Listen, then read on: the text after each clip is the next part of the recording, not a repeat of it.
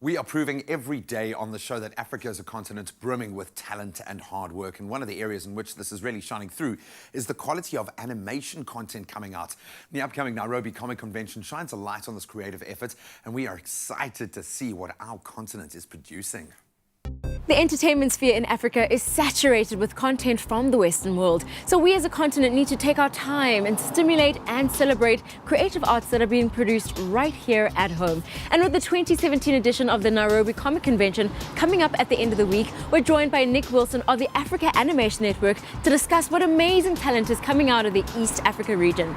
So Nick, what kind of content are we seeing come out of the East Africa market, and what kind of reception is it getting?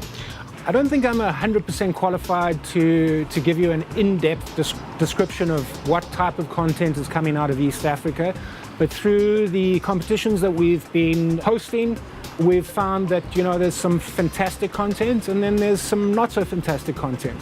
But what is abundantly clear is that there is a plethora of incredible talent across the continent. And there's two requirements for these very talented individuals to unlock their full potential, and that's access to audience and skills development. In terms of the exposure that these content producers are receiving across the continent, that's largely very low.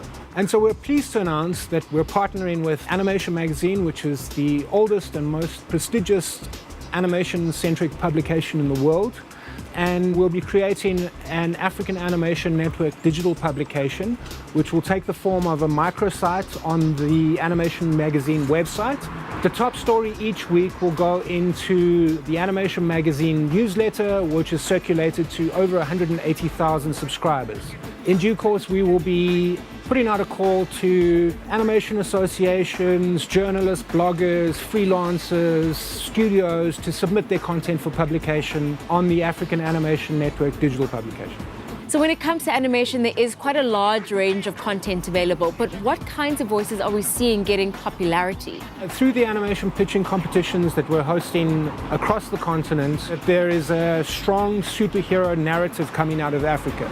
That is potentially through exposure to global cultural trends, but on another level it could be aspirational, and it could be a way for African content producers to rebrand Africa. But one thing that's very clear is that talent is abundant and the voices are unique. We've already seen a fantastic example of animation collaborating with comedy in the show Teenage Mutant Ninja Azanians. Are we going to see more opportunities for those genres to merge? Absolutely. Just to take you back, My Child Teenage Mutant Azanians started off as a group of guys wanting to create a kind of African South Park. We found our unique voice, but we also realized that animation and comedy and animated comedy as an extension are fairly risky investments for potential investors.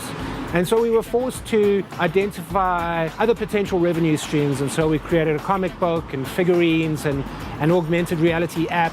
And so we tell stories across various different mediums. And that's really the new space that content production is moving into. And as technology converges, this will be an avenue for content producers across various different genres to collaborate.